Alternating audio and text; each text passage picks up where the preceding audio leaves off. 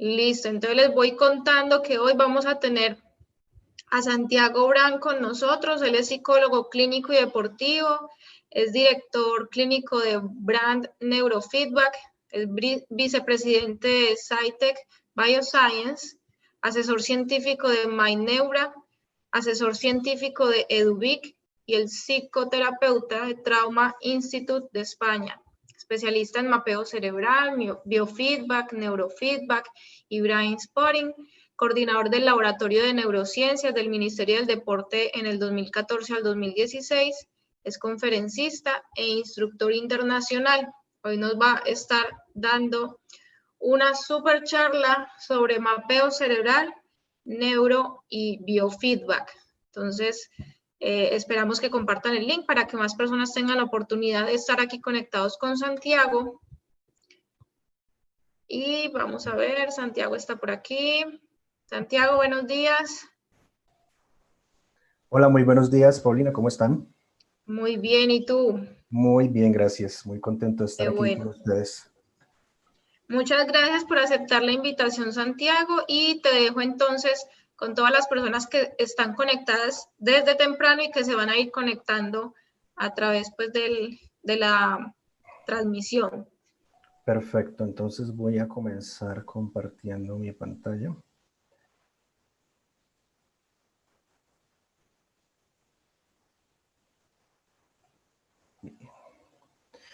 Bueno, pues muy buenos días o buenas tardes o buenas noches para todos los presentes, dependiendo de donde se estén conectando ahí con nosotros. Para mí es un placer y es muy divertido estar esta mañana compartiendo un poco de mis conocimientos en el tema de neurociencias y tres subdivisiones específicas que son el neurofeedback, el biofeedback y el brain spotting, específicamente enfocados al deporte.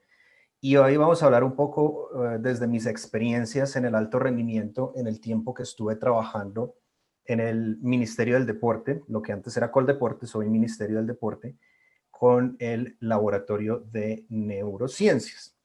La idea es aportar un poco acerca de cómo la tecnología y las neurociencias pueden aportar al entrenamiento mental de los deportistas, pueden apoyar el trabajo de entrenamiento de la psicología del deporte, pero también pueden obrar o actuar de una manera interdisciplinaria que va a permitir trabajar de la mano con medicina del deporte, con fisiología del deporte, nutrición, biomecánica, fisioterapia y otras ciencias aplicadas.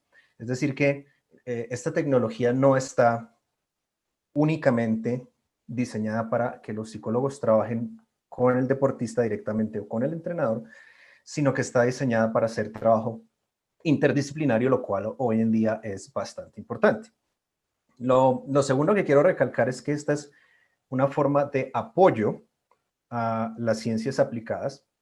De ninguna manera estoy procurando decir que la tecnología va a reemplazar el trabajo de un psicólogo del deporte o el trabajo de las ciencias aplicadas desde el talento humano, pero sí lo que pretendo es que les permita a ustedes tener un nuevo horizonte de cómo valorar e intervenir de una manera más específica y eficaz al deportista o al entrenador o al juez o al protagonista del deporte desde una forma un poco más concreta y también basada en la evidencia. Entonces, lo que queremos es presentar aquí estrategias basadas en la evidencia que ya tienen publicaciones científicas en revistas de alto impacto que muestran su eficacia. Es decir, estamos pasando de la experiencia anecdótica a la experiencia basada en la evidencia, lo que hace que el trabajo se refuerce. Y vamos entonces a hablar, como les decía, desde la experiencia principalmente que tuve en el Centro de Ciencias del Deporte del Ministerio del Deporte, que está ubicado en la ciudad de Bogotá, en la zona conocida como el Centro de Alto Rendimiento. Comparte el terreno donde está el CCD, comparte instalaciones con el IDRD en Bogotá y también con el Centro de Alto Rendimiento. Sin embargo, pues el Centro de Ciencias del Deporte pertenece a lo que hoy es el Ministerio del Deporte, lo que en esa época, cuando yo trabajé, era Coldeportes Nacional. Y a mí se me contrató en el 2014, 2013-2014, para comenzar la coordinación y el desarrollo del laboratorio de neurociencias, utilizando precisamente estas tecnologías, mapeo cerebral, neurofeedback, biofeedback, con el objetivo de empezar a entrenar a nuestros deportistas de alto rendimiento, nuestros deportistas de élite, quienes nos representan en los eventos del ciclo olímpico, a darles una preparación más profunda. En esa época, el presidente Juan Manuel Santos, la administración o el gobierno del presidente Juan Manuel Santos, inyectó un rubro importante al deporte colombiano, y ese rubro se optimizó en la contratación de personal altamente calificado en ciencias aplicadas al deporte, pero también se hizo una inversión muy interesante y muy significativa en el área tecnológica. Y hoy en día el centro cuenta con un laboratorio de neurociencias, con un laboratorio de fisiología, el área de fisioterapia fue modificada y optimizada con nuevos equipos, el área de nutrición también. Y uno de los laboratorios que más me llama la atención a mí es el laboratorio de biomecánica, porque es un laboratorio de muy alta tecnología que, pues, hasta donde entiendo hoy en día tiene unos alcances muy significativos en el entrenamiento de los deportistas. Y durante mi estadía entre el 2014 y el 2016, pudimos trabajar algunas, incorporar las neurociencias en conjunto con diferentes ciencias aplicadas, y es parte de la experiencia de lo que les quiero hablar el día de hoy. Pues la charla hoy no es una charla profunda de neurociencia, no es una clase magistral de neurociencia, de la sinapsis neuronal y demás.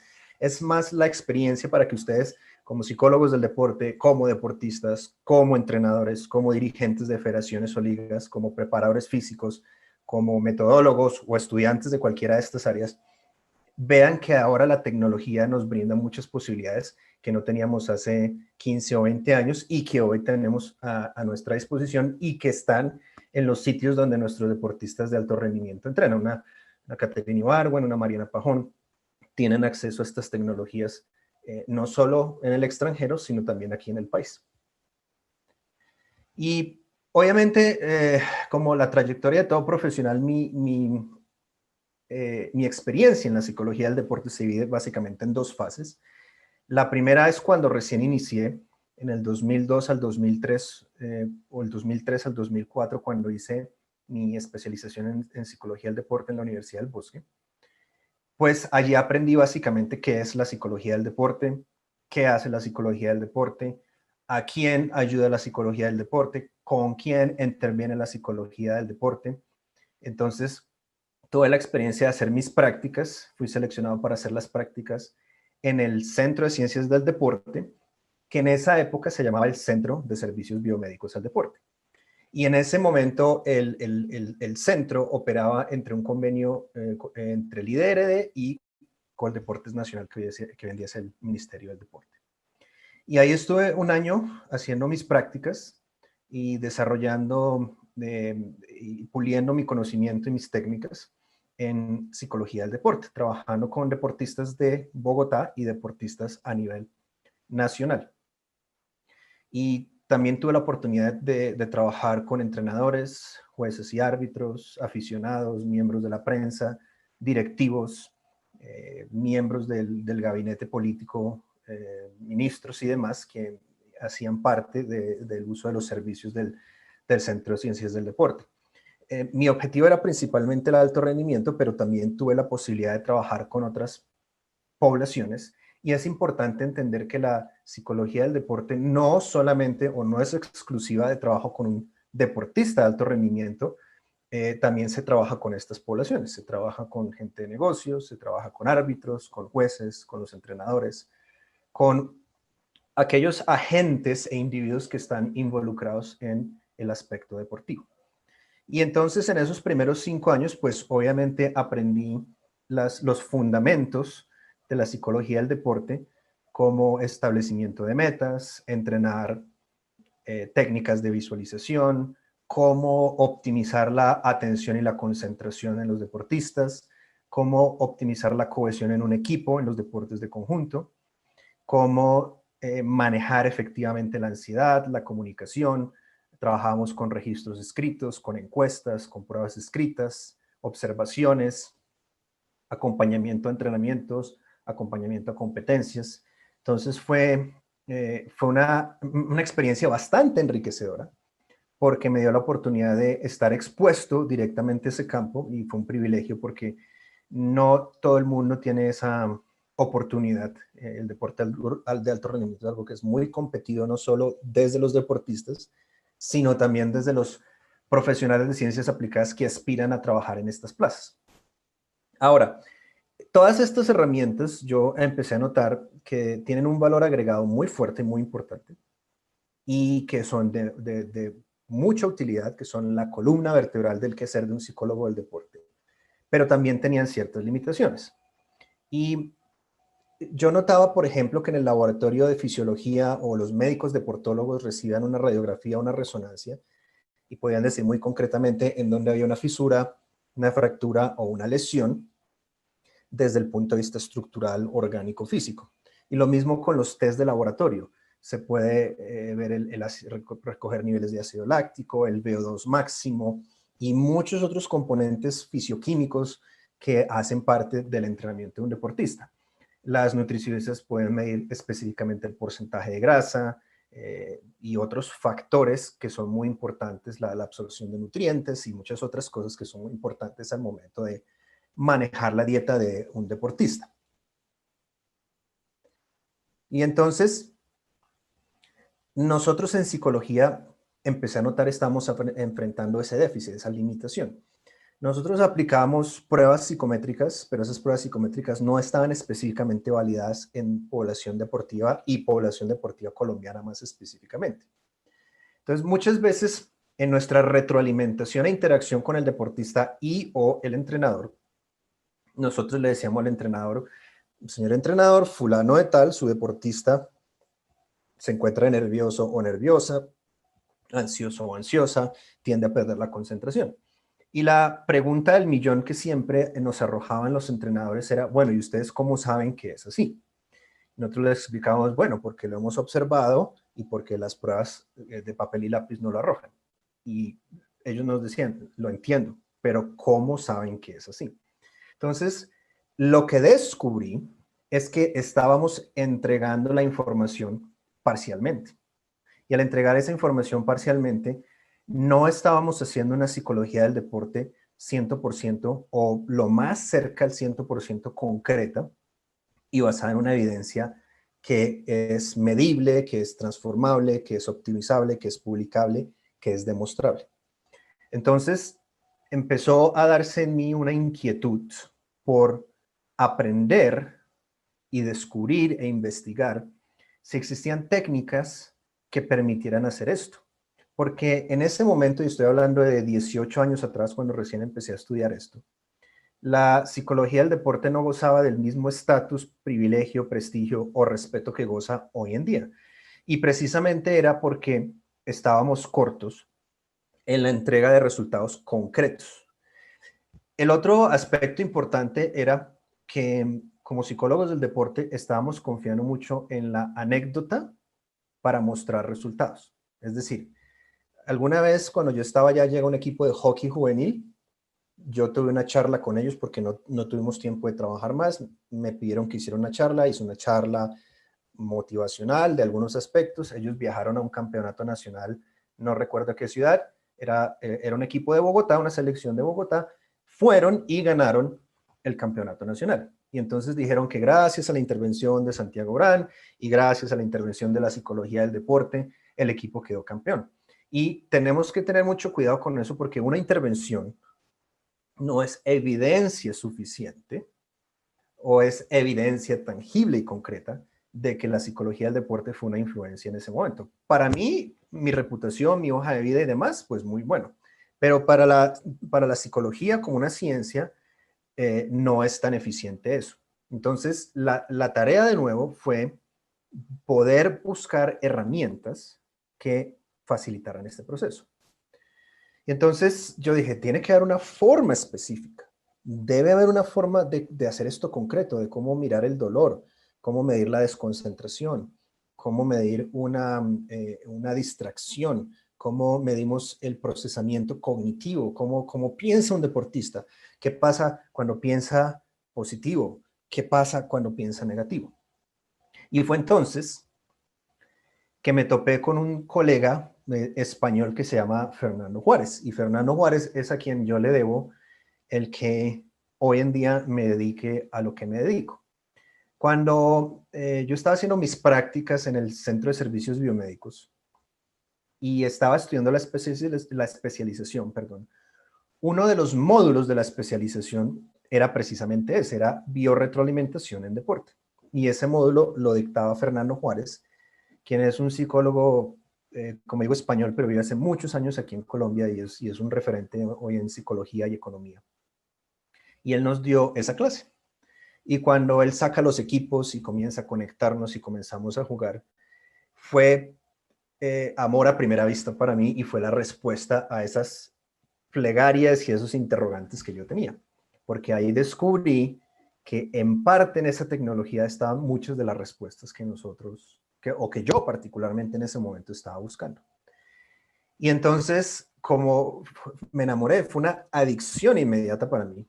Empecé a utilizar el equipo que tenían en esa época en el biomédico. Es un equipo de una marca, de una empresa que se llama Biopac, que todavía existe en California. Y me di a la tarea de sacar el equipo y desempolvarlo porque ese equipo llevaba guardado mucho tiempo. Y empecé a jugar con él. Y yo mismo leí los manuales, por internet busqué comunicarme con la empresa. En fin, me di a la tarea de empezar a jugar con el equipo sin tener ni la más mínima idea de lo que estaba haciendo, pero a desarrollar, a buscar desarrollar algo. Y entre más jugaba con el equipo, más yo me enganchaba en esto.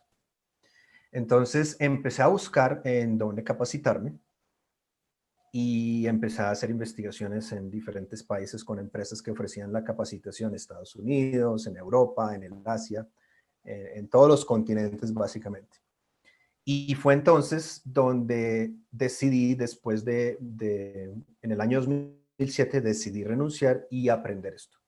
Dije, es el momento propicio para yo aprenderlo, necesito aprenderlo porque esto es lo que yo quiero hacer. Esto es a lo que yo me quiero dedicar. Aquí está en gran parte la respuesta a lo que yo estoy buscando. Y pues gracias a Fernando Juárez se dio ese inicio, él fue el que encendió la chispa de la curiosidad.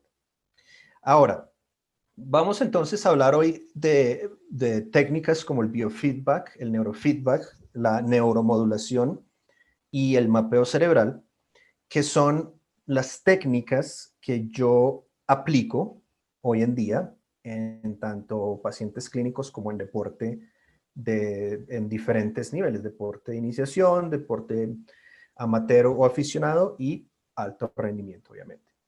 Entonces, estos son técnicas basadas en la evidencia número uno, pero son técnicas de integración y de apoyo. De nuevo, es ofrecer un apoyo al psicólogo del deporte, a la liga, a la federación, al comité olímpico, a donde sea.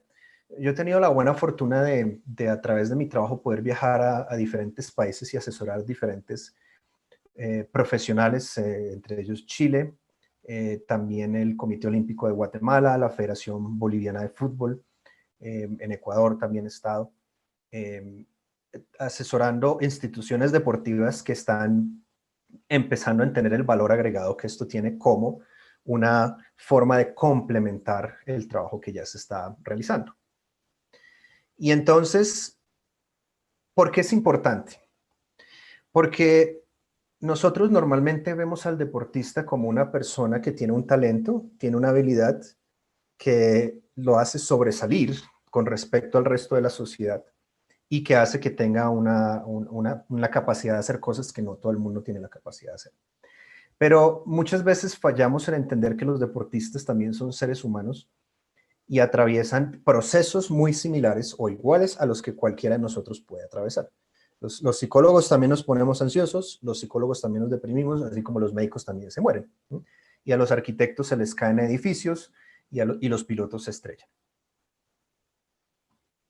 Entonces, básicamente necesitamos entender al deportista. ¿Por qué? Porque no siempre el mal rendimiento o el obstáculo en el rendimiento de un deportista proviene directamente de algo deportivo. Normalmente puede venir de algo más personal o más clínico. Y de esa manera es importante entender que los deportistas también se deprimen, los deportistas también tienen niveles crónicos de ansiedad, también presentan trastornos de la alimentación, también tienen trastornos atencionales, también se estresan, también duermen mal, también muchas cosas. ¿Okay? Y obviamente, cuando hablo de deportista, quiero extenderme y hablar de todos los agentes en el contexto deportivo, como entrenadores, jueces, directivos y demás. Inclusive el entorno inmediato de esas personas, sus familias, amigos y allegados. Y pues para eso tenemos, para la muestra tenemos botones. A la izquierda tenemos a Robert Enke, que fue arquero de la selección alemana de fútbol. Y Robert Enke se suicidó en el 2006. Se le lanzó un tren en Alemania. La hija de él murió de leucemia, si no estoy mal, y entró en una depresión muy profunda. No supo en parte manejar el duelo de perder a su hijita, y su hijita era muy niña, tenía menos de 6 años, si mal no recuerdo, y cometió suicidio. A la derecha está Mirko Saric, que fue un jugador de San Lorenzo Almagro con un potencial muy, muy grande. Y si ustedes buscan videos de Mirko Saric en YouTube, van a ver que tenía mucho talento. Y Mirko Saric se suicidó en su casa colgándose de una viga, ahorcándose de una viga cuando tenía tan solo 21 años de edad. Y él ya le había dicho a los entrenadores, creo que Ruggeri era el entrenador de él en la época, le había manifestado que no sentía ganas de vivir, que a pesar de que amaba el fútbol, no sentía que algo estuviera funcionando bien. Entonces, no solo podemos ver al deportista como un talento, necesitamos verlo como un ser humano. Y si yo como psicólogo del deporte particularmente no estoy entrenado en el área clínica, necesito abordar eso con alguien que tenga la experiencia, porque es mi responsabilidad ética trabajar primero desde la perspectiva humana y luego desde la perspectiva del alto rendimiento. Tiger Woods, recientemente con los escándalos de su adicción al sexo, sus diferentes amantes y los diferentes momentos que fue infiel a su entonces esposa. Michael Phelps, autoconfesado y diagnosticado con TDAH, que significa trastorno de déficit de atención con hiperactividad. Recientemente ha estado rondando una carta que él escribió y cómo estaba enfrentando depresión por el confinamiento, por el tema de la pandemia. Y a la derecha está John Daly, que es un golfista también famoso de los Estados Unidos, que abiertamente en público ha hablado de su diagnóstico como trastorno bipolar y su lucha con la adicción al alcohol. Entonces, estos son todos deportistas muy exitosos, pero también tienen demonios personales que enfrentar, y eso no los hace malas personas, no hace necesariamente que tengan que perder nuestro respeto y admiración, más sí ganar nuestra comprensión y empatía. Y como estos, hay muchos más casos de deportistas que han perdido la vida por suicidio o han entrado en las drogas y en el alcohol, o tienen circunstancias de otro tipo que llevan a que su rendimiento y su vida, como la conocíamos antes, no sea la misma. Ahora, muy importante entender que las ventajas que nos ofrece la tecnología son muchas, principalmente que podemos evidenciarla. Y evidenciarla es que podemos verla numéricamente, la podemos medir primero que todo, la podemos interpretar, la podemos entrenar, la podemos mejorar y la podemos comparar. Entonces, numérica, estadísticamente, tenemos valores concretos que nos muestran un antes, un medio y un después. Viene un deportista con problemas de concentración o mucha ansiedad o problemas del sueño. Hago una medición y tengo un punto de partida. ¿Cómo está este deportista en este momento? ¿Cuáles son sus ondas cerebrales? ¿Qué nos dice su variabilidad de la frecuencia cardíaca? ¿Qué nos dice su mapeo cerebral? ¿Qué nos dice su psicofisiología? Lo entreno y lo mido 20, 40, 60, 80, 100 o 1000 sesiones después y tengo un dato comparativo que puedo manipular matemática y estadísticamente, que me va a dar una indicación de por qué esa intervención específica está siendo eficiente o no. Ahora, No necesitamos o no es obligatorio confiar solamente en la tecnología. La tecnología brinda la flexibilidad de incorporarla al entrenamiento tradicional. Y más adelante les voy a mostrar unos videos cortos pero muy concisos de cómo logramos hacerlo. Entonces, muchas cosas me miden. Las ondas cerebrales y áreas del cerebro en 3D, la velocidad de procesamiento de la información, qué pasa en un cerebro de un deportista ansioso, qué pasa en un cerebro de un deportista que está deprimido, qué pasa en el cerebro de un deportista que tiene problemas para manejar la ansiedad, etcétera, etcétera. Perdón. Y de nuevo, lo extrapolamos a todos los agentes que están involucrados en el deporte. Entonces, nosotros también podemos llevar esa tecnología al campo. Mucha de la tecnología hoy es inalámbrica, es wireless y funciona por Bluetooth y tiene muy buen alcance. Los ingenieros biomédicos, quienes normalmente son los que crean este tipo de tecnología, han logrado desarrollos tecnológicos muy importantes y muy rápidos en la última década, lo que nosotros nos permite trabajar en campo. Es decir, no estamos no es necesariamente estar confinados al laboratorio o al consultorio para trabajar con esta tecnología. Nosotros la podemos llevar al campo.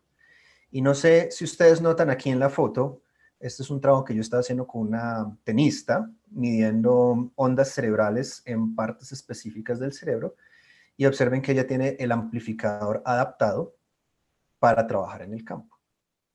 Obviamente tiene sus limitaciones la tecnología todavía en que se genera ruido y contaminación en la señal, pero bajo ciertos estrictos parámetros podemos trabajar en el campo deportivo. Es decir, que no estoy confiando solamente en lo que ocurre en el laboratorio, porque en el laboratorio el deportista no está enfrentando el clima, no está enfrentando los jueces, no está enfrentando el contrario, no está enfrentando un público, no está enfrentando la presión de muchos agentes externos o variables que yo no puedo controlar en el laboratorio. Entonces, puedo tener datos de comparación. Entonces, puedo trabajar con deportistas convencionales, puedo trabajar con deportistas paralímpicos porque la tecnología me permite ajustarlo a su discapacidad. Puedo crear nuevos protocolos, si no existen, puedo probarlos, evaluarlos, medirlos y ajustarlos. Puedo tener mediciones en tiempo real, lo puedo ajustar a las características del deporte, es ajustable a la necesidad del entrenador y el deportista. Y este último es un punto muy importante, ¿por qué? Porque yo trabajo de la mano con el entrenador y le digo, señor entrenador, señora entrenadora, cuénteme por favor cuál es su plan de trabajo para esta semana, este mes, este microciclo, este macrociclo. Y yo ajusto ese plan de entrenamiento psicofisiológico a lo que el entrenador ya tiene planificado. De ninguna manera yo entro a modificar lo que el entrenador tiene planificado. Yo me ajusto y la tecnología me brinda esa flexibilidad. De esa misma manera, yo lo puedo hacer cuando cuando el fisioterapeuta tiene planificada una rehabilitación específica de una lesión específica. Entonces puedo ajustarme a lo que el fisioterapeuta también tiene planificado. Entonces, como les decía al inicio, permite el trabajo interdisciplinario. Puedo trabajar de la mano con fisioterapia, puedo trabajar de la mano con fisiología, puedo trabajarlo con nutrición, medicina del deporte, biomecánica, metodólogo, directivo, preparador físico, la persona que quiera trabajarlo, lo podemos trabajar interdisciplinariamente y multidisciplinariamente. Obviamente tiene limitaciones. La tecnología va a seguir mejorando y en unos años vamos a ver cosas que no, en 5 años, 10 años a futuro, vamos a estar teniendo tecnología que no teníamos disponible el día de hoy. Y las personas que se están iniciando más jóvenes en esto, a futuro van a tener tecnología que nosotros, quienes ya estamos poniéndonos un poquito más viejos, no tenemos disponible hoy. Pero ese es el ciclo de la vida y lo importante es que existan personas interesadas en trabajar, porque esto es un trabajo bastante serio. Entonces, hablar un poquito de las temáticas, vamos a entrar ya más en profundidad en qué hacen específicamente y vamos a hablar primero del biofeedback o el biofeedback, que son técnicas básicamente de entrenamiento. los psicólogos clínicos, neuropsicólogos, personas que no están allegadas al ejercicio, actividad física o al deporte, tienden a llamarlo una terapia. Yo prefiero llamarlo un entrenamiento porque realmente lo que estamos haciendo es entrenando destrezas. Y estamos entrenando destrezas que manejan la relación entre la mente y el cuerpo, o sea, la psicofisiología. Es decir, lo que tiene origen en mi mente, cómo repercute en mi organismo. Y viceversa, lo que pasa en mi cuerpo, cómo repercute en mi rendimiento cerebral y mental. Entonces, el biofeedback es como un espejo. Nosotros en la mañana, cuando nos arreglamos siempre para salir o para hacer una presentación o cualquier otra actividad que implique estar frente a los demás, el espejo es nuestro objeto de retroalimentación. Lo usamos para afeitarnos, para cepillarnos los dientes, para peinarnos el cabello, para maquillarnos.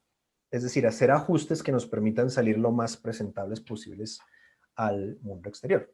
Entonces, el espejo nos está reflejando cómo nos vemos. El biofeedback es un espejo que refleja al usuario lo que está pasando al interior de su cuerpo y al interior de su mente.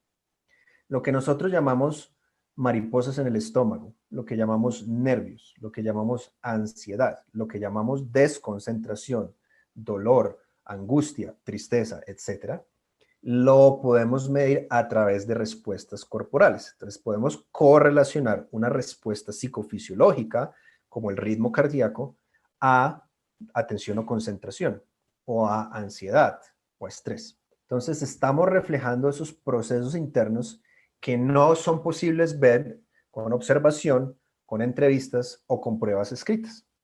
Ahí es donde la tecnología entra en juego y nos brinda ese apoyo que es excesivamente importante. Entonces, estamos reflejándole a la persona usa esa información y la utiliza para hacer ajustes. ¿Ajustes como cuáles? Respirar más despacio, tonificar los músculos, modificar sus ondas beta o gamma para disminuir la ansiedad, optimizar ondas alfa para mejorar la visualización.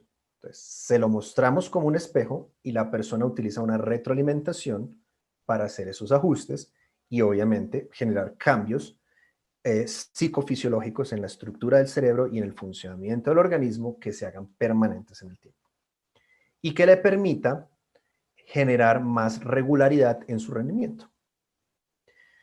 También es muy importante entender que el objetivo principal del biofeedback no es la relajación. Muchas veces cuando hablamos de biofeedback o de biofeedback, quienes conocen algo lo asocian a relajación, pero el objetivo principal del biofeedback, neurofeedback, brain spotting o cualquier técnica que implementemos no es de relajación, es de autorregulación. El objetivo principal es autorregulación. Eso quiere decir que tomamos un deportista, un entrenador, un juez o cualquier otra persona que está disregulada, está muy ansioso, no está durmiendo bien, está muy cansado, está deprimido, etcétera, etcétera, y lo llevamos a regulación, a que pueda autorregularse, es decir, manejar sus propios niveles de activación fisiológica, psicológica y pueda rendir más eficientemente, pueda estar más feliz, pueda dormir mejor, ganar más competencias, concentrarse mejor, estar menos ansioso. Esos son los objetivos. Entonces, queremos lograr principalmente autorregulación. La relajación es un producto de la autorregulación. Cuando yo logro autorregulación, voy a estar relajado. Entonces, el objetivo principal es autorregulación. Y estas técnicas las usamos para momentos críticos de la competencia más específicamente. ¿Ok? Es decir, que entrenamos cuando la competencia está dura. Cuando tengo un penalti y falta un minuto para que se acabe el partido y si no hago ese penalti nos eliminan. Si hago ese penalti pasamos a la final. Si hago ese penalti nos salvamos del descenso.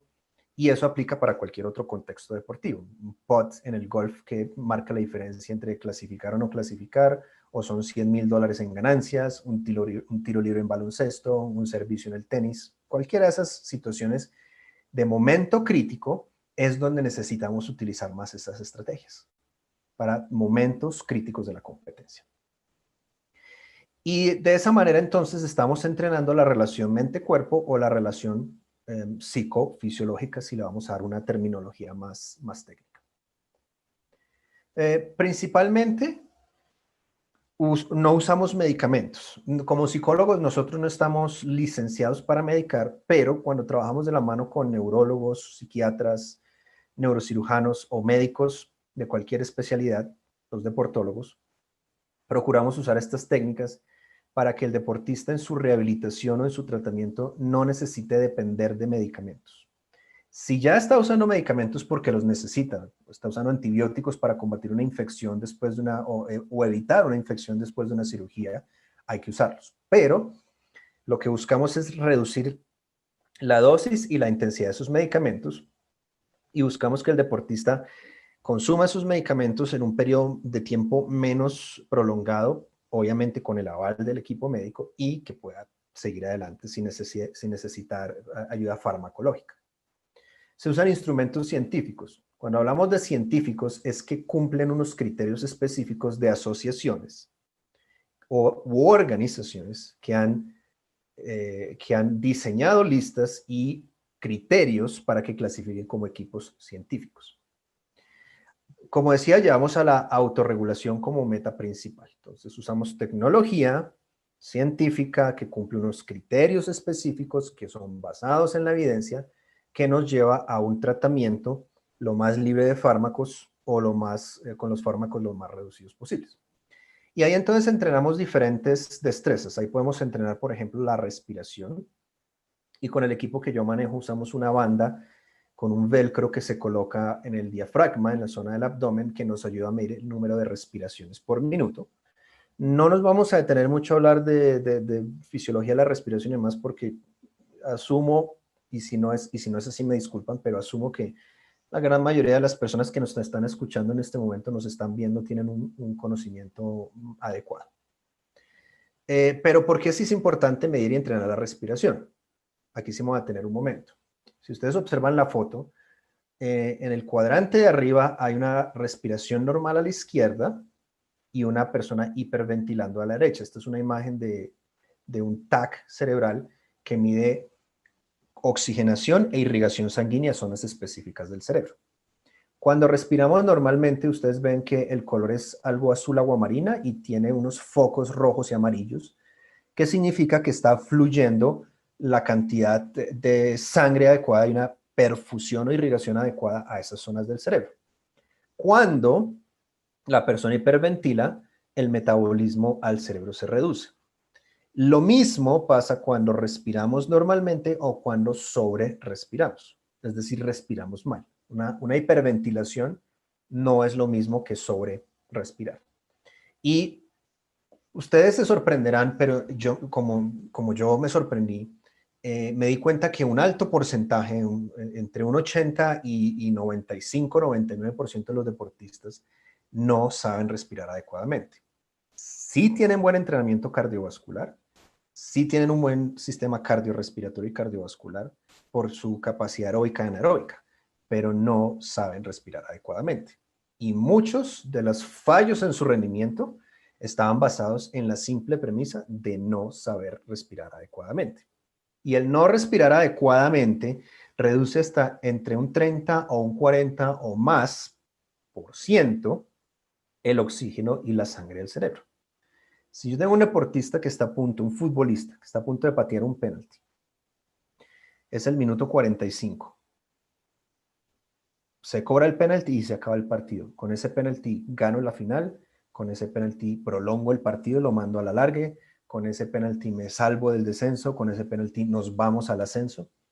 Si ese deportista no está respirando adecuadamente, sus niveles de ansiedad van a incrementarse porque hay zonas del cerebro como la corteza prefrontal, la zona motora y otras áreas de asociación que van a recibir menos oxígeno y entonces tiene más chance de errar el penalti.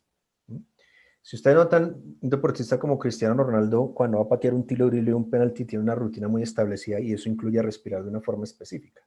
Y eso no es gratuito, eso es que probablemente alguien lo ha entrenado y se lo ha ayudado a optimizar durante los años. Bien, Pues no me voy a detener mucho aquí porque de nuevo quiero que hablemos un poco más de la tecnología. Otra modalidad que podemos entrenar se llama la electromiografía y ustedes, los fisioterapeutas, probablemente la conozcan porque entiendo que la manejan mucho. Y aquí vamos a hablar de electromiografía de superficie, es decir, todas las técnicas que nosotros utilizamos de biofeedback y neurofeedback no son invasivas. Eso quiere decir que no le ingresa nada al cerebro, ni corriente, ni calor, ni frío, ni ningún otro tipo de estimulación. ¿Ok? Es no invasivo. La información va por unos electrodos, como pueden ver en la foto del cuadrante inferior derecho. Tiene unos electrodos en la piel. Esos electrodos van a una caja que se llama un amplificador. El amplificador, valga la redundancia, amplifica la señal y la envía a una pantalla. Una pantalla de computador o una pantalla de televisor, una pantalla interactiva que muestra la actividad y entonces la persona va a manipular esa actividad dependiendo de lo que se quiera lograr. Entonces, nada es invasivo. Eso también es muy importante entenderlo porque hay otras estrategias tecnológicas de estimulación que son ligeramente invasivas, pero ni biofeedback, ni neurofeedback, ni mapeo cerebral, ni brain spotting son estrategias invasivas. Entonces, como les decía, la persona tiene el amplificador, observa la señal y la manipula dependiendo del objetivo a trabajar. Y con los equipos, nosotros somos muy específicos en donde queremos colocar los sensores. Bien sea que lo estoy trabajando yo desde una perspectiva de entrenamiento mental con rendimiento físico o bien sea que lo estoy trabajando con fisioterapia. Cuando yo voy a trabajar de la mano con un fisioterapeuta o una fisioterapeuta, son ellos quienes me dicen, los electrodos van en estos músculos, en esta orientación y las características específicas. ¿Por qué? Porque ellos son quienes saben cómo rehabilitar mecánicamente, físicamente, estructuralmente esa lesión deportiva. ¿En qué colaboro yo? En la parte psicológica. ¿Cuáles son los aspectos psicofisiológicos que intervienen en el rango de movimiento, en el manejo de dolor? Este trabajo nosotros lo comenzamos a trabajar, lo comenzamos a desarrollar cuando estaba en el Ministerio del Deporte con fisioterapia, porque los dos motivos de obstaculización principal en ese momento para los fisioterapeutas era uno, el manejo de dolor y dos, el rango de movimiento, que están directamente asociados. Entonces, los fisios o las fisios me decían, mira, Santiago, es que tengo un deportista con ya se hizo la cirugía, tuvo una ruptura de ligamento cruzado, estamos rehabilitando, pero es muy difícil porque no puedo manipular de la misma manera porque tiene mucho dolor y ese mismo dolor me está interfiriendo sobre el rango de movimiento. Entonces, empezamos a trabajar con esta tecnología para ayudarles a los deportistas en muchos aspectos, pero principalmente en incremento, optimización del rango del movimiento y manejo del dolor. Y les voy a mostrar cómo lo hicimos. Entonces, nosotros podemos colocar los electrodos en donde necesitemos trabajar. Y estas fotos ilustran muy bien el trabajo interdisciplinario. Esto es en el laboratorio de biomecánica. Y en la foto de arriba ustedes al fondo pueden ver Natalia, que es la coordinadora del laboratorio de mecánica. Y aquí está el médico de fisiología, su nombre se me escapa en este momento, pero es la persona que maneja la parte fisiológica. Este fue un trabajo interdisciplinario en el que biomecánica estaba viendo el envión, y este es un pesista paralímpico de alto rendimiento. Fisiología estaba interesada en medir la fuerza con un dinamómetro. Biomecánica con el análisis del movimiento por video, y me llamaron a mí porque dijeron, queremos con electromiografía superficial evaluar asimetrías musculares. Es decir, si la región, el hemisferio derecho corporal o el hemisferio izquierdo corporal están activándose desigualmente a nivel muscular y cómo podemos entonces equipararlo para que el gesto deportivo sea más eficiente. Entonces podemos medir desde fisiología, desde biomecánica y desde psicofisiología o neurociencias. Y fíjense entonces que nosotros decidimos con el médico, con la fisio, con biomecánica, en dónde van colocados los electrodos, dónde van los sensores. Y el amplificador se coloca y el pesista está aquí en su zona de levantamiento, nosotros estamos en la parte de atrás midiendo todo con telemetría. Entonces no necesitamos de cables muy largos, sino la señal de Bluetooth es suficiente para medir esa actividad. Entonces fíjense lo interesante y lo bonito de esto, que lo podemos trabajar con ciencias aplicadas. Entonces les voy a mostrar dos videos donde hicimos un trabajo de rehabilitación de dos deportistas diferentes. Si no estoy mal, este primer video es una judoka, que en ese momento era Selección Colombia, de una división de los pesos altos, que en preparación a un suramericano se fracturó la muñeca. Y se fracturó la muñeca creo que 1 o 2 semanas antes de la competencia, entonces no pudo viajar. Ahora, la consecuencia entonces no es solo física, la fractura de la muñeca, sino también emocional. ¿Por qué? Porque entró a sentirse deprimida, no necesariamente una depresión clínica, pero sí a sentirse deprimida. Y empezó a comer mucho por la ansiedad. Se subió 10 kilos de peso. Se subió 10 kilos de peso, estaba con sobrepeso, estaba mal o desestructurada, digámoslo así, psicológicamente y físicamente. El motivo principal por el que me llamaron, de nuevo, manejo del dolor. Y ustedes no se imaginan, pero hay muchas veces el área de fisioterapia está de un lado del Centro de Ciencias del Deporte y Neurociencias está del otro lado. Y muchas veces uno puede oír gritar al deportista en agonía. Que cuando oye un grito, uno sabe que es un deportista que está manejando algo que le está doliendo muchísimo. Entonces ellos me dijeron, mira Santiago, tenemos problemas, muchos problemas con esta deportista porque el dolor y el rango de movimiento. Entonces decidimos hacer electromiografía y decidimos hacerla en el área de fisioterapia. Yo llevé el amplificador, llevé todos mis equipos al área de fisioterapia y allá no pudimos trabajar. Entonces les voy a mostrar cómo lo hicimos. Espero el video se esté viendo como lo vimos en la prueba. Voy a pausar aquí. Entonces, aquí está el amplificador de psicofisiología. Fíjense que es un amplificador muy pequeño. Y muchas veces me pasa, por ejemplo, me pasó con el Comité Olímpico Guatemalteco, cuando el presidente del Comité Olímpico Guatemalteco fue a conocerme y me dijo, muestra el equipo que compramos, y yo le paso este equipo y me dice, eso tan pequeño. Pensaron que se iban a imaginar un equipo grande con luces por todas partes. No, la tecnología es muy sofisticada.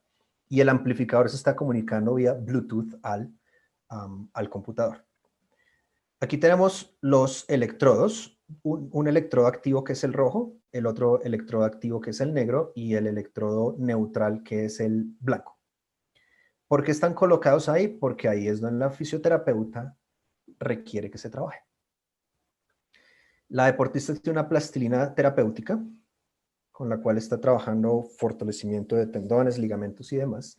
Y la deportista está cómodamente sentada con el brazo izquierdo, como pueden ver, fue una fractura de muñeca izquierda. Aquí están algunas de las cicatrices de la cirugía. Y tiene la pantalla al frente. Entonces, ¿cuál es el objetivo?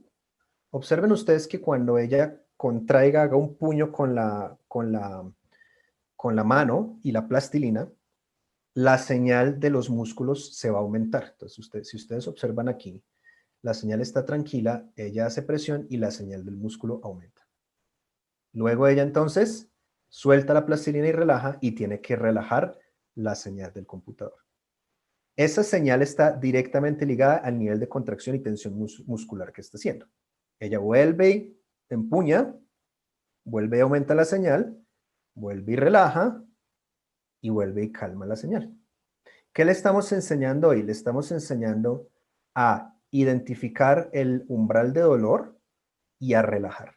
Entonces le estamos enseñando a relajar los músculos utilizando estrategias cognitivas y físicas para que pueda manejar el dolor más eficientemente. Entonces ella ahí produce un dolor cómodo y luego lo relaja.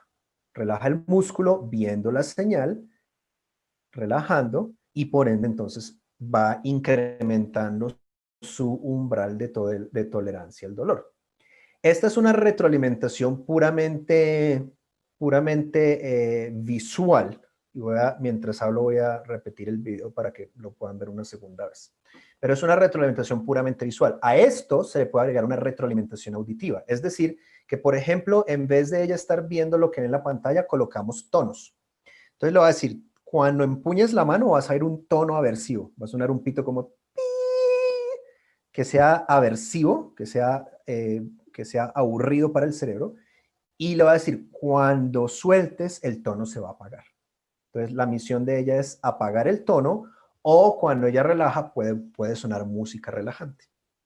Entonces, yo puedo hacer una retroalimentación visual o puedo hacer una retroalimentación auditiva que a través de esa asociación y de ese condicionamiento operante logra que se integre en el cerebro. Y fue muy interesante porque comenzamos a notar y los fisioterapeutas me empezaron a reportar que los deportistas entonces estaban necesitando menos sesiones. El número de sesiones planificadas se estaba reduciendo entre un 5 y un 10%, lo cual es significativo en el alto rendimiento, es decir, los deportistas estaban regresando a entrenar más rápido de lo presupuestado. Y no solo estaban bien recuperados físicamente, también estaban bien recuperados psicológicamente. Porque otro de los factores que preocupaban a los fisioterapeutas era que decían, nosotros recuperamos al deportista físicamente bien, las radiografías se ven bien, las resonancias se ven bien, pero entonces salen a entrenar y a las 2 semanas vuelven y se lesionan. Y es porque no estaban teniendo en cuenta el aspecto psicológico de la lesión. La lesión es un trauma emocional para un deportista. Y cuando no se resuelve la huella psicológica, la física está bien, pero la psicológica hace que permanezca el miedo y que existan recaídas. Ahora, este es otro video para que vean que hay otra forma de trabajarlo. Y es una deportista de lanzamiento de martillo que tuvo una lesión del cuádriceps. Entonces, ustedes pueden ver, ella está de pie, tiene el amplificador en la cadera y ahorita que mostremos otra toma lo van a poder ver.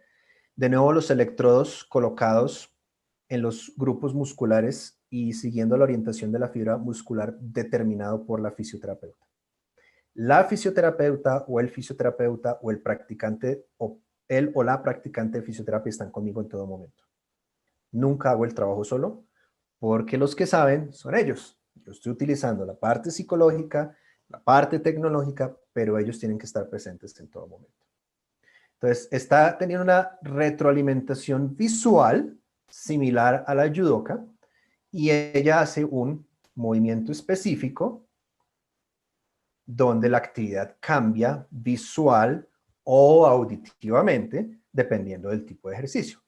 Fíjese que no hay cables corriendo o conectados desde el amplificador al computador porque es Bluetooth. Eso nos permite trabajo ambulatorio. Eso es muy, muy importante. Este mismo trabajo lo podemos hacer en el foso, porque ella es lanzadora de martillo. La podemos llevar al foso y hacer el trabajo allá también, para que esté más familiarizada con su ambiente natural. Entonces, ahí observan, ella está haciendo un tipo de movimiento específico y ahí tenemos otra toma. Entonces, fíjense que el amplificador está adaptado, ella tiene sus electrodos debidamente conectados y está haciendo un trabajo de fortalecimiento. En este caso, ella va a subir la señal, va a incrementar la señal de la electromiografía, porque este es un trabajo de fortalecimiento muscular. La judoka lo estaba reduciendo para mejorar el dolor. Ella lo está haciendo para fortalecer el músculo. Entonces, fíjense, otra toma. Ahí está la fisioterapeuta, perdón, el fisioterapeuta, y ahí está haciendo su ejercicio.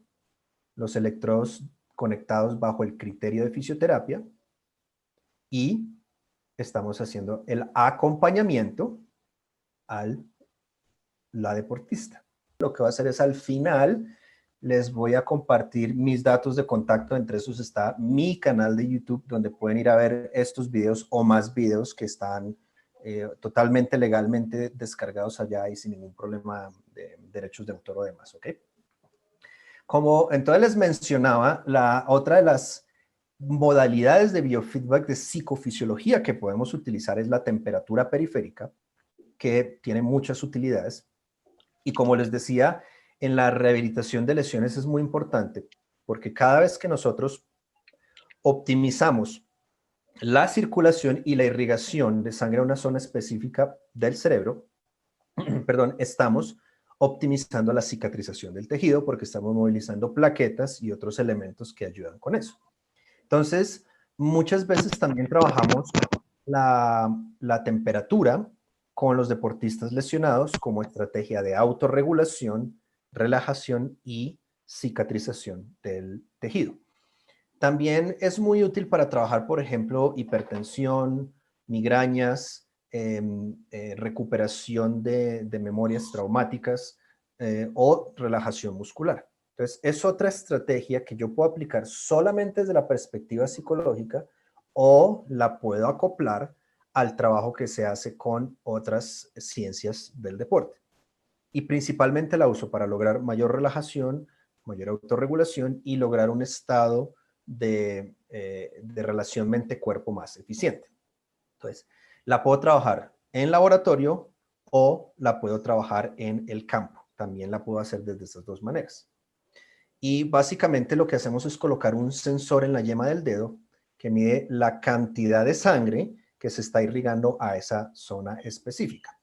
Entre más sangre fluya y más vasodilatación, quiere decir que la persona está más relajada, más en control, más autorregulada. Entre más fría está la mano es porque más vasoconstricción hay y entonces se reduce la cantidad de información, se reduce el flujo de la información y entonces obviamente eso está asociado a más activación simpática, que significa más estrés, más ansiedad, más disregulación mente-cuerpo. Entonces, las podemos entrenar desde esa perspectiva. Uno de los aspectos que me gusta mucho de la temperatura periférica es que es un buen indicador, es un buen formato de enseñanza para el individuo, deportista, entrenador o demás, de la relación entre la mente y el cuerpo. Entonces, podemos mostrar cómo lo que pasa en su cabeza, sus pensamientos, sus cogniciones, sus esquemas de creencia, afectan el flujo e irrigación de sangre al cuerpo y al cerebro y cómo eso afecta su rendimiento. Cómo afecta el sueño, cómo afecta la atención y la concentración, cómo afecta el desempeño en un momento crítico de la competencia, cómo afecta la memoria, etcétera, etcétera. Entonces, es un muy buen valor y estrategia de enseñanza. Entonces, básicamente nosotros podemos utilizar, no necesariamente siempre es necesario utilizar equipos de alto costo. Por ejemplo, este es un termómetro de temperatura que se encuentra en el mercado. Si ustedes van a Amazon y le ponen así Stress Thermometer, lo van a encontrar más o menos por $20-25. Y es un termómetro que tiene un sensor que se coloca en la yema del dedo y muestra la temperatura en Fahrenheit o en centígrados en tiempo real. Y uno puede entrenar a la persona con diferentes estrategias para aumentarla o disminuirla. Obviamente, los equipos más costosos son más costosos porque son más sofisticados y porque brindan la opción de dar datos numéricos estadísticos pues mucho más sofisticados y gráficas más sofisticadas. Puedo entrenar con una película, puedo entrenar con un videojuego, puedo entrenar con música. Pero para quien está interesado en trabajarlo con otras personas o entrenarse a sí mismo, este tipo de equipamientos son una opción accesible y costo eficiente. Entonces, de nuevo, medimos el nivel de vasodilatación o vasoconstricción que existe en el cuerpo humano y cómo eso se asocia a la activación o dominancia de la rama simpática o de la rama parasimpática, cómo logramos más balance y equilibrio a través de la retroalimentación. De nuevo, la persona aprende a manipular su propia termorregulación para poder entonces manejarlo más eficientemente. Y siempre hay unos estándares de diferencia entre hombres y mujeres, básicamente por procesos hormonales, por composición genética, tipo de entrenamiento, región geográfica. Entonces, otro valor agregado de esta tecnología, tanto de biofeedback como de mapeo cerebral o neurofeedback, nos permite evaluar desde la perspectiva individual. ¿Eso qué quiere decir? Yo puedo tomar un grupo vamos a asumir un equipo de voleibol de coliseo, masculino o femenino. Y el entrenador me dice, mire, es que la gran mayoría del equipo se me desconcentra mucho en los partidos. Y bueno, después, obviamente, especificamos qué es desconcentrarse y demás, pero se desconcentran los partidos. Yo hago una medición psicofisiológica de todo el equipo, 10, 15, 20 jugadores o jugadoras. Todos tienen un patrón cerebral diferente y un patrón psicofisiológico diferente. Así todos se desconcentren en su cerebro y en su cuerpo, la reacción es completamente diferente. Entonces yo tengo que individualizar. Así esté trabajando con un deporte de equipo, estoy individualizando el rendimiento propio de cada deportista para después tomar ese rendimiento individual, cohesionarlo como un equipo y hacer que funcionen mejor. Pero es muy importante trabajar al individuo como individuo.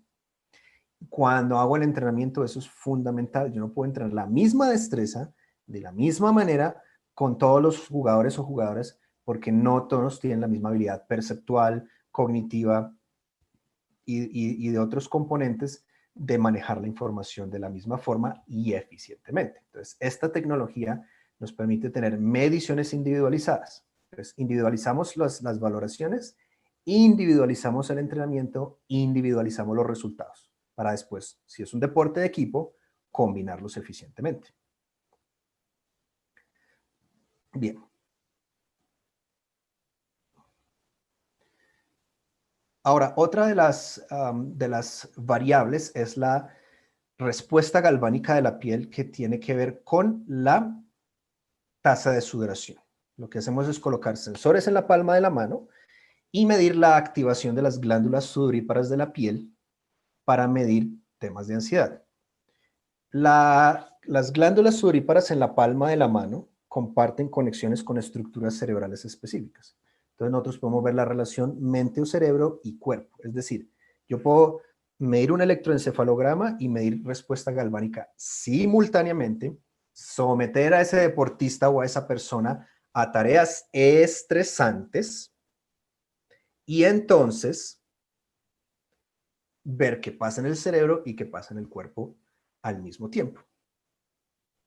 Entonces hay una conexión cortical, quiere decir que cuando una persona tiene una ritmicidad cardíaca inadecuada, las manos están frías porque la temperatura ha bajado, porque hay vasoconstricción, los músculos están tensos, o las manos están sudando mucho porque hay mucha ansiedad, la persona está perspirando de más, siempre va a ocurrir algo en alguna región o regiones del cerebro, y eso con estas tecnologías nosotros lo podemos medir simultáneamente.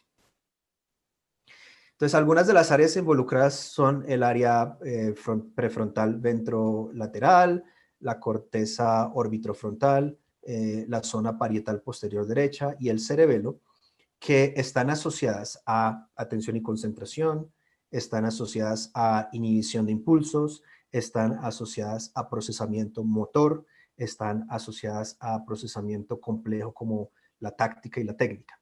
Entonces, cuando algo ocurre en nuestro cerebro, está afectando a nuestro cuerpo. Y cuando algo afecta a nuestro cuerpo, va a afectar a nuestro cerebro.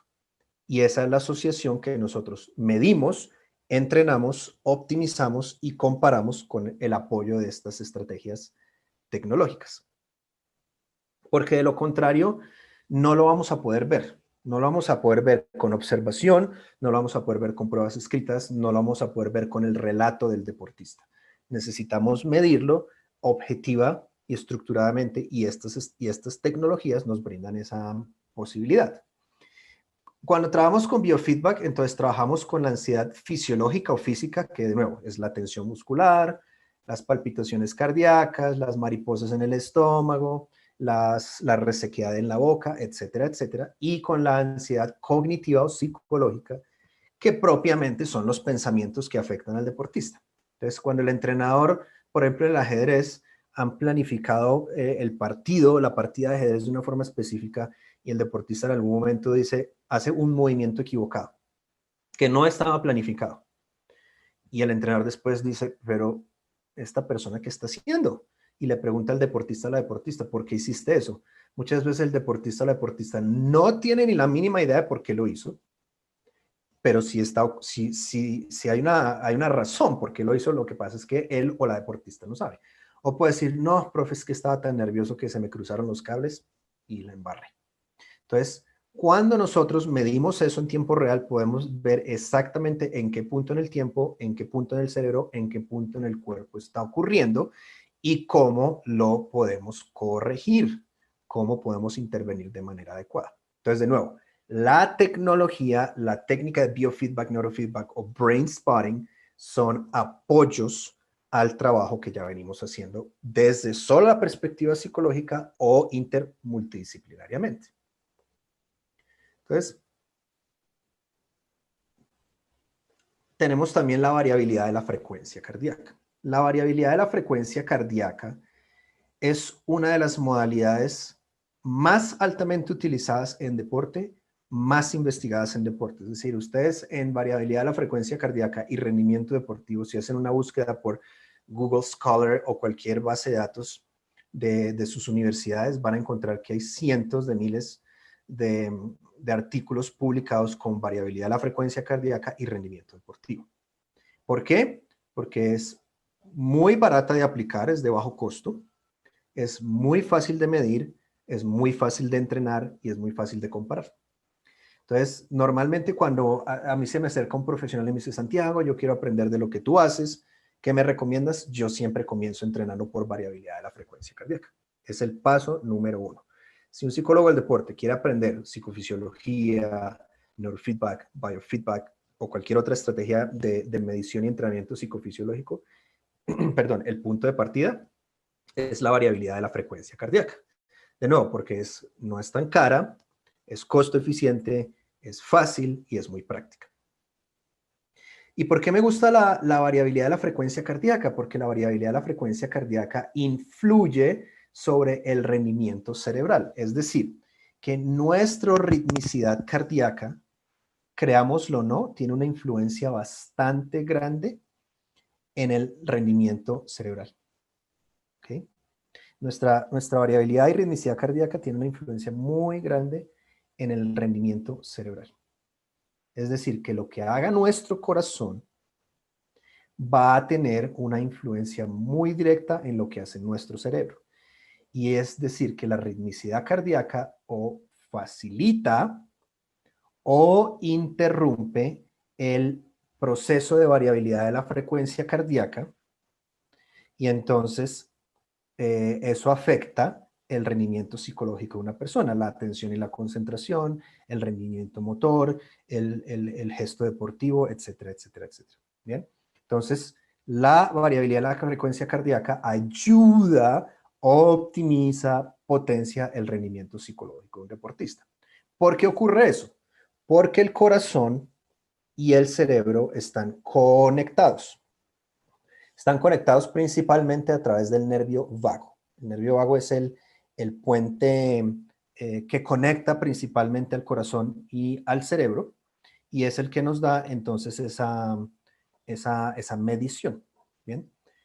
El nervio vago entonces va a inervar diferentes regiones del cerebro que se van a ver influidas por la ritmicidad o frecuencia cardíaca. Y la única forma no invasiva de optimizar la variabilidad de la frecuencia cardíaca es a través del biofeedback de respiración. Entonces, el entrenamiento de variabilidad de la frecuencia cardíaca va a involucrar ejercicios de respiración específicos. Lo otro que es importante entender es que esa comunicación corazón-cerebro es 95% aferente. ¿Ok? Quiere decir que el 95% de la influencia es de la ritmicidad cardíaca hacia el corazón y del corazón hacia el cerebro. Corazón-cerebro es 95%, cerebro-corazón es solamente el 5%. ¿Cuáles son las áreas que influyen? En el tallo cerebral hay una estructura que se llama la médula o médula oblongata, que tiene unos quimorreceptores y esos quimorreceptores responden a los cambios de oxígeno que indican la necesidad de respirar de nuevo. También influye sobre el hipocampo, que es la región de neurogénesis, es donde creamos nuevas neuronas y nuevas redes neuronales y nuevas células neuronales. Y también tiene que ver con consolidación de aprendizaje y memoria y con la memoria biográfica, nuestra historia de vida. Influye sobre la amígdala en el sistema límbico, que es nuestra memoria emocional. Entonces, memorias negativas de nuestra vida, memorias negativas de nuestro rendimiento deportivo, se almacenan en la amígdala.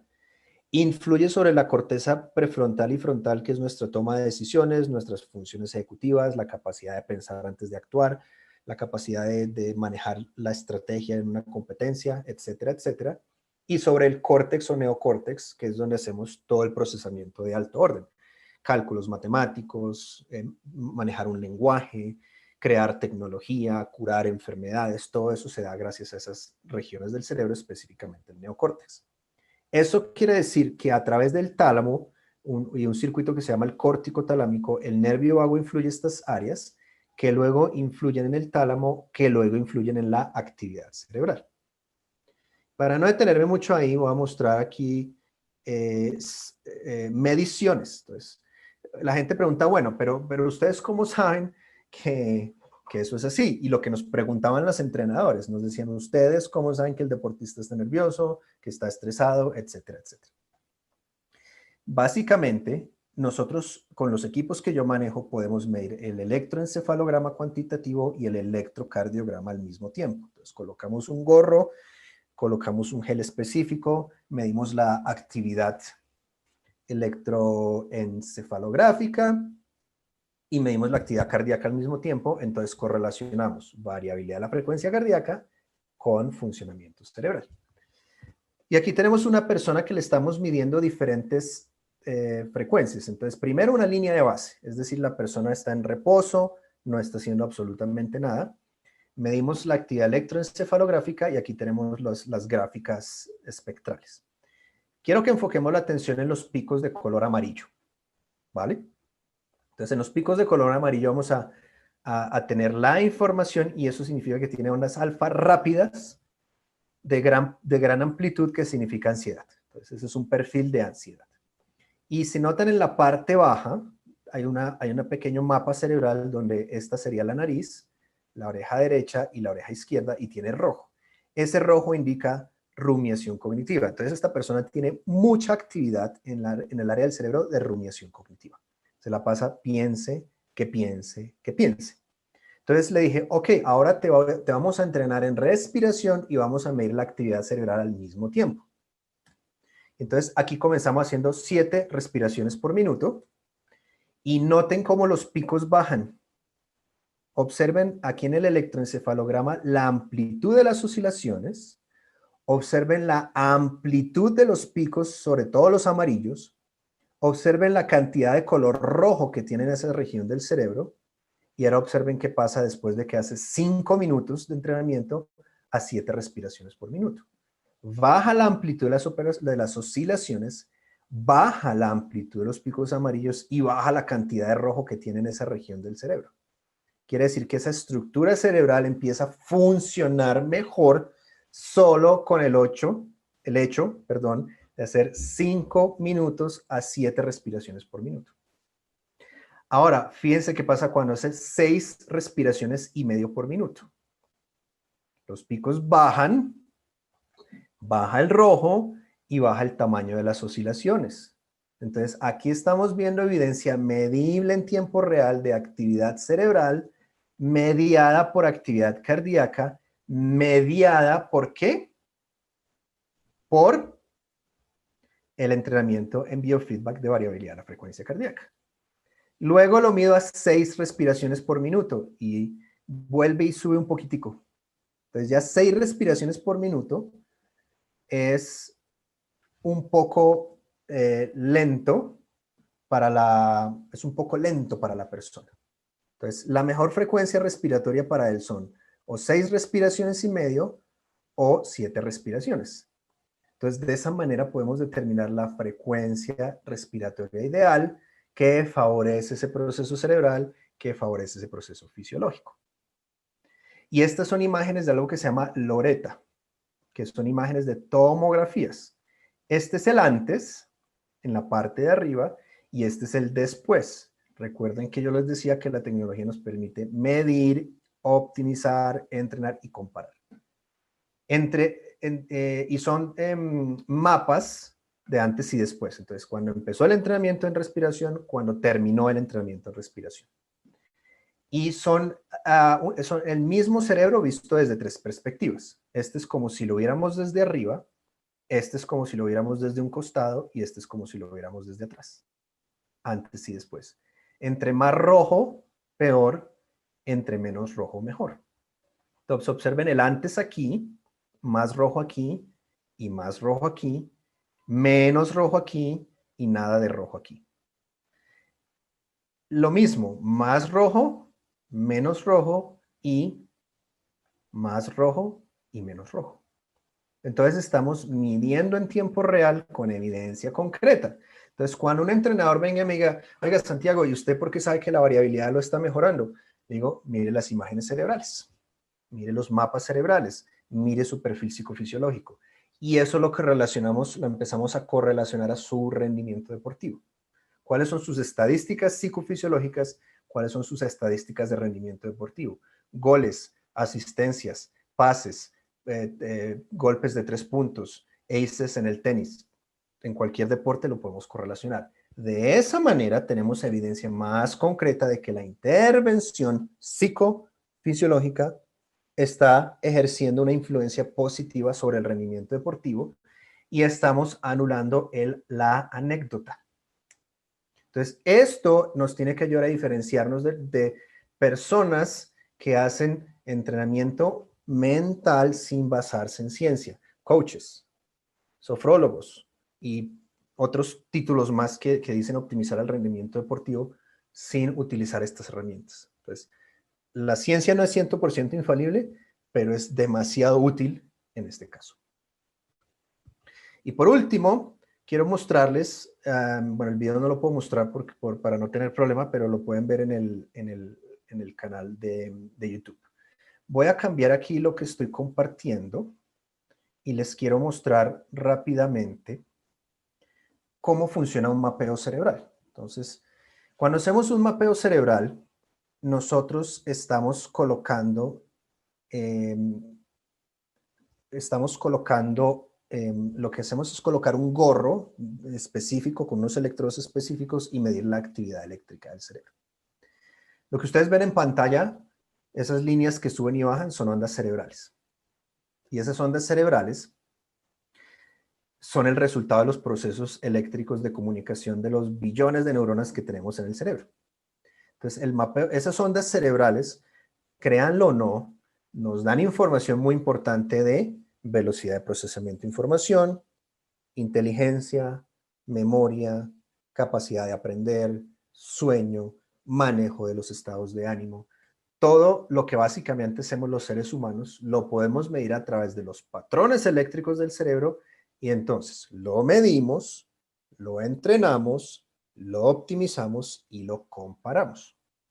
Y este es un caso muy específico, aunque es una excepción a la regla, es un buen ejemplo para ilustrar lo que un mapeo cerebral puede hacer por nosotros, ¿correcto?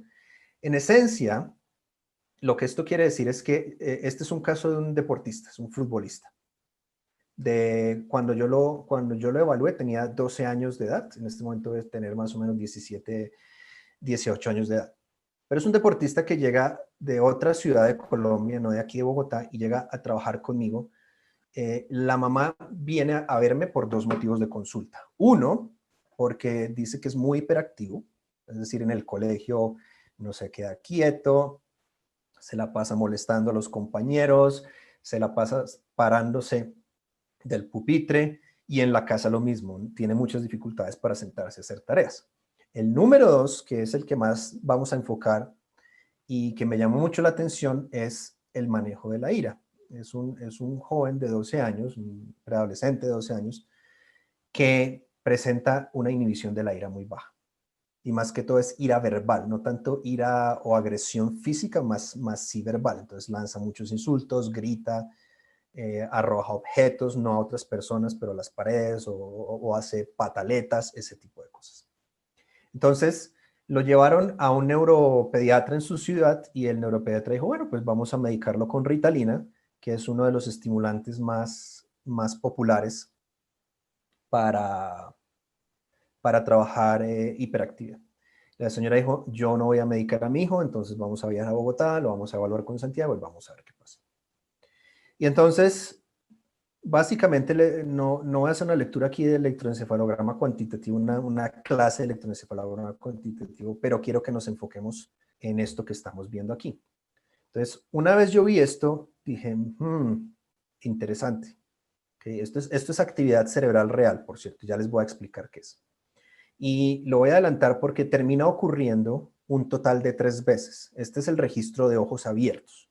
Cuando nosotros registramos el electroencefalograma, lo registramos con los ojos abiertos y con los ojos cerrados. Y este es el registro de ojos abiertos. Entonces, más adelante, cuando yo voy adelantando, voy a ver que llega un punto en que esa misma actividad vuelve y aparece. Aquí vuelve y aparece. Entonces, primero a los 91 segundos, luego entre 456 y 458 segundos, y luego a los 588, entre 588 y 590 segundos. Entonces ocurre un total de 3 veces en esta grabación. Lo que ustedes están viendo aquí es una descarga epileptiforme, ¿okay? Y esto lo corrobora un neurólogo, ¿okay? Entonces, soy ético y responsable y lo envío al neurólogo, y el neurólogo corrobora que es una descarga epiléptica, que se está originando en la región frontal y temporal del lado derecho. ¿Okay? Entonces se origina en el lado derecho, pasa al lado izquierdo, y cuando la descarga, el cortocircuito pasa al lado izquierdo, está afectando la amígdala. La amígdala y la corteza prefrontal ventrolateral y la corteza orbitofrontal tienen que ver con inhibición de la ira. Entonces, lo que esa descarga está causando es que tenga un cortocircuito que hace que su ira se incremente y pierda el control. Ese es parte del problema. Ahora, nosotros podemos ver la ira visualmente porque vamos a ver que se enoja y se pone irascible y tira objetos y lanza insultos. Pero estamos fallando en ver que esto está causado por una actividad epileptiforme. ¿Y qué está ocurriendo? Que este muchacho no tiene historia de epilepsia. Nunca ha convulsionado en su vida. La mamá y el muchacho no tenían ni idea de que esto estaba ocurriendo en el cerebro. Entonces, ¿se imaginan ustedes si ni el neuropediatra le coloca un estimulante? Puede pasar de un trastorno no convulsivo a un trastorno convulsivo. Es decir, lo puede hacer convulsionar. ¿Y todo por qué? Porque no nos damos a la tarea de ver qué está pasando en el cerebro. Ahora, yo lo puedo ver así, pero para propósitos ilustrativos, obviamente, vamos a analizarlo en todas sus facetas.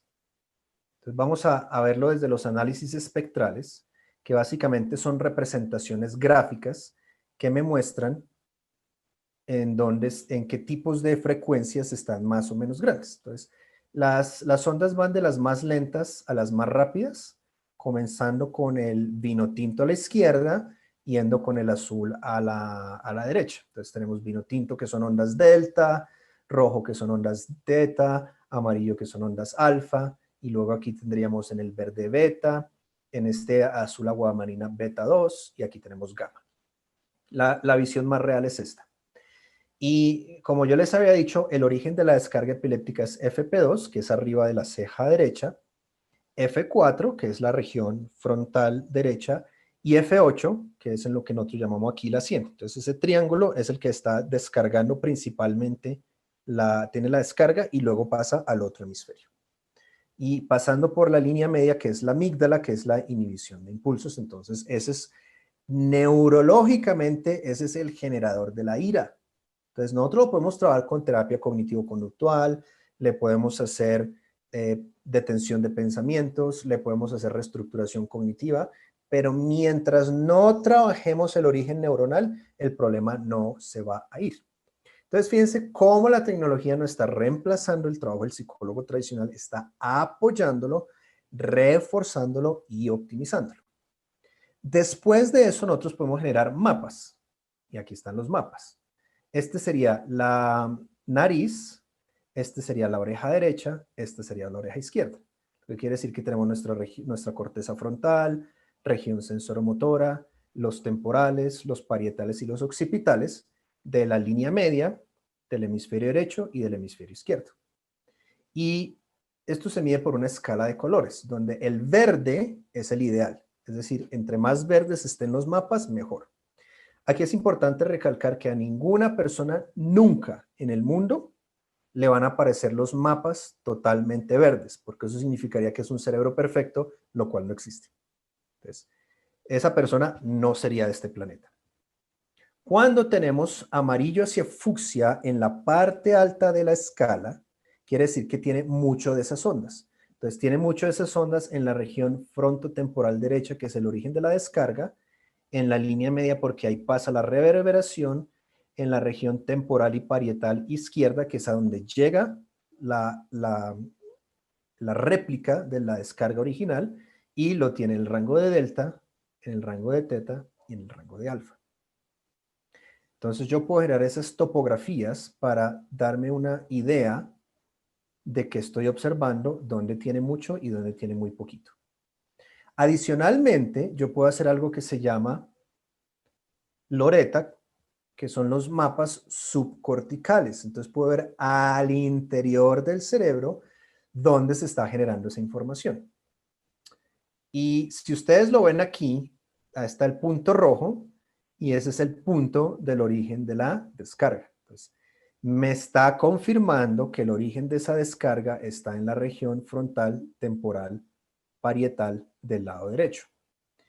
Y lo que puedo hacer yo es poner ese punto rojo más grande porque quiero ver si esta es la única área que está involucrada o hay otras áreas involucradas y afectadas. Y entonces lo que voy a hacer, ahí está. Entonces fíjese cómo inicia en la región frontal temporal derecha, pasa por el cuerpo calloso y comienza a viajar hacia el hemisferio izquierdo. Entonces este es el epicentro. Esta es la transferencia interhemisférica y en el lado izquierdo está la réplica. Entonces, eso me permite ver las áreas afectadas, lo cual me permite optimizar el entrenamiento, porque yo no estoy especulando, ya sé cuáles son las áreas del cerebro que necesito entrenar específicamente. Y entonces, por último, también puedo abrir un software que se llama S-Loreta. Y vamos a ver si lo están permitiendo ver.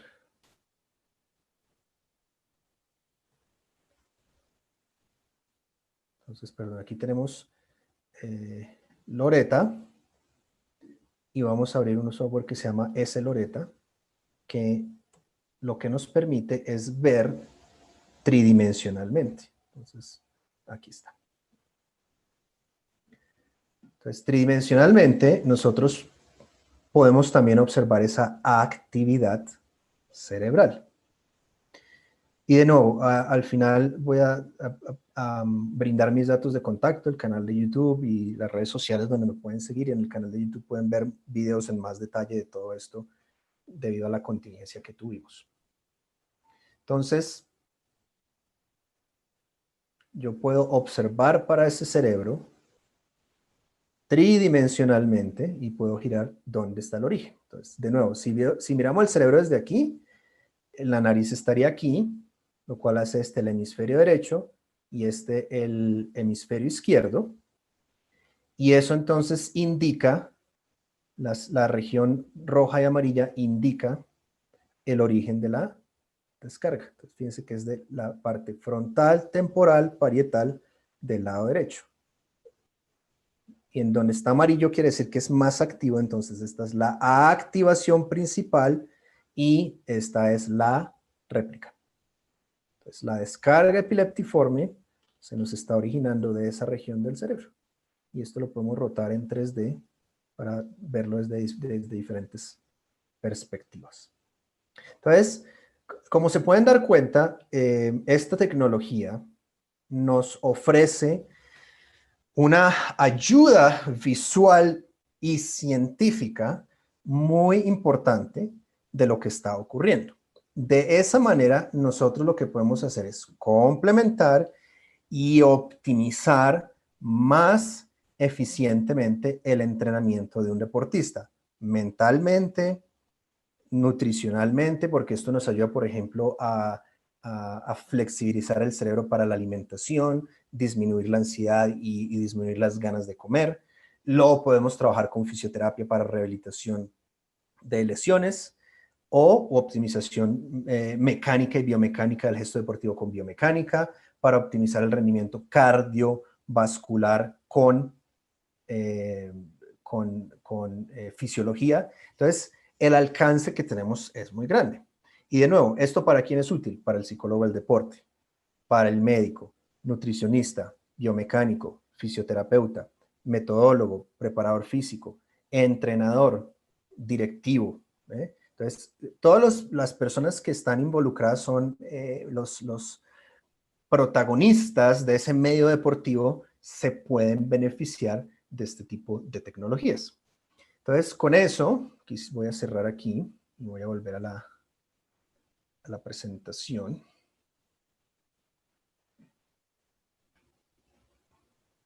Espero estén pudiendo ver la diapositiva. Con eso, entonces, tenía unos videos de neurofeedback para mostrar, pero no quiero que tengamos el mismo inconveniente que tuvimos ahora.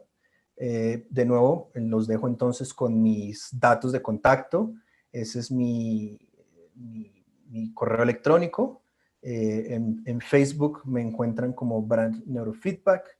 El canal de YouTube es Santiago Brandt. Entonces ahí pueden suscribirse y de nuevo ver muchos videos. Hay videos donde hago análisis de mapeo cerebral de golfistas, de motocrossistas. Mucho más extenso, más dinámico, más en profundidad. Y por Instagram me pueden seguir como Neurosantiago. Ahí constantemente estoy actualizando información, fotos, actualizándolo de eventos como el que estamos haciendo hoy con Stepco y demás. Quiero dar las gracias a Fernando, a Paulina, a Stepco por la invitación. Agradecer a todo el público por la paciencia y disculparnos de nuevo por el inconveniente y por la contingencia. Y bueno, aprovecho este momento pues, entonces para abrirlo para preguntas. Listo, Santiago, muchas gracias y de verdad, sí, pues mil disculpas con el inconveniente que tuvimos. Estamos tratando de solucionar para después poder volver a subir los videos y que la gente pueda estar pues en todo el seminario. Santiago, hasta el momento tenemos dos preguntas que se tomaron tanto del video anterior como de este.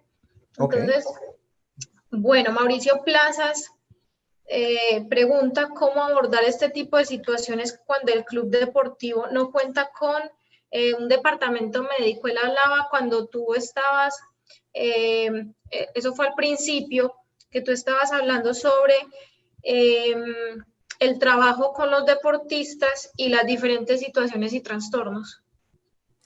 Bueno, básicamente son, para contestarle a Mauricio, son dos opciones las que se tienen. Una, si el equipo no cuenta con si el club no cuenta con un departamento médico, es importante explorar la opción de abrir un departamento médico, es decir, si existe el rubro, contratar a un profesional de medicina del deporte, a la fisioterapeuta, nutricionista y psicólogo, que son básicamente los 4 profesionales que conforman o son la columna vertebral de un equipo interdisciplinario. Y obviamente abrir un rubro para inversión tecnológica. Esta tecnología puede costar desde $500 hasta un equipo de mapeo cerebral como el que yo utilizo, que tiene un costo aproximado de $10,000. Entonces, lo que hay que ver es primero qué interés se tiene de intervenir, qué capacidad se tiene de intervenir desde el punto de vista profesional y qué capacidad económica se tiene de adquirir la tecnología. Si no existe esa opción, el club siempre puede contratar a una empresa o a un profesional como consultor, y eso es lo que yo hago a veces con organizaciones, me contratan como consultor para hacer este tipo de valoraciones y brindar este tipo de retroalimentación y entrenamiento. Entonces, las dos opciones es básicamente, o tener el club o contratar un consultor. Bueno, claro que se me ocurre una tercera opción, es que el profesional que trabaja para el club puede adquirir estos equipos de su propio bolsillo, entrenarse o entrenarse con un rubro que le pague, que invierta el club o la organización, y aprender a utilizarlos y empezar a implementar estas tecnologías. Como digo, la tecnología, porque de pronto sé que mucha gente se pregunta qué tan cara es, qué tan barata es. Entre más sofisticado el equipo y más alcance tiene, más costoso va a ser. Este no es un campo económico, ni en términos de adquisición de tecnología, ni en términos de capacitación.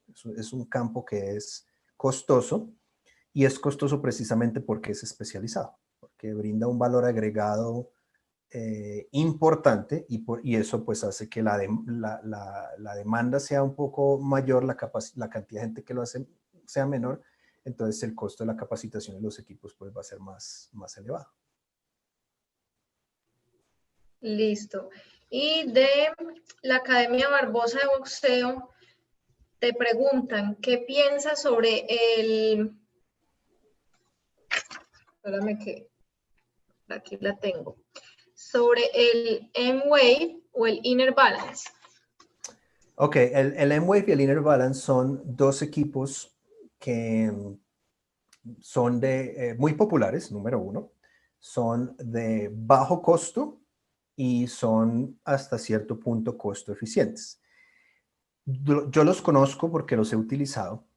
Una de las cosas que tengo que decir es que el M-Wave no es variabilidad de la frecuencia cardíaca pura en el sentido estricto de la palabra, pero para entrenar son dos buenos equipos para comenzar. Y de hecho muchos psicólogos o profesionales que comienzan a entrenarse conmigo comienzan con el M-Wave o con el Inner Balance, porque es la posibilidad económica de adquisición que tienen. La invitación que yo haría es a que utilicen el M-Wave y el Inner Balance, porque sí, son buenos, pero tienen sus limitaciones, y que se hagan a la posibilidad de adquirir equipos un poco más sofisticados que les permitan incrementar el alcance que tienen para entrenar. Pero los recomiendo, sí. ¿Son variabilidad de la frecuencia cardíaca pura? No, y también tienen sus limitaciones. Pero si eso es lo que tienen, son buenos equipos para comenzar a trabajar. Listo, Santiago, esas fueron las dos preguntitas que sacamos aquí del chat. De nuevo, mil disculpas a todas las personas que nos estaban viendo. Esperamos pues solucionar muy pronto todo el inconveniente con el video del live anterior, poder subirlo y unirlo a este nuevo para que puedan pues, verlo completo y más personas también puedan verlo luego. Santiago, muchísimas gracias por aceptar la invitación, por estar con nosotros, y también pues te pedimos disculpas a ti por el inconveniente. No, eso pasa. No te preocupes. Como te decía, se me hacía un poco extraño porque ya lo hemos presentado de esta manera y no hemos tenido inconveniente, pero bueno, eso pasa.